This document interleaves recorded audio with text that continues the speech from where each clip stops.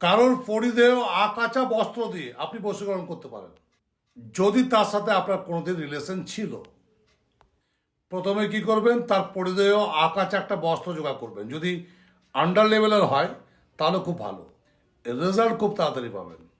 সেই বস্ত্রটি জোগাড় করে আপনি যে কোনো সময়, যে কোনো দিন, কোনো অসত্য গাছের গোড়ায় গিয়ে মাটির চারিদিকে 4টে দাগ দিয়ে একটা আসন তৈরি করবেন। তারপরে আসনের মাঝে এই মিডিল আঙুলটি ছুঁয়ে বলবেন ওম কমলা সনায় নম। এইবার পূর্ব দিকে মুখ করে ওই জায়গায় বসে পড়বেন।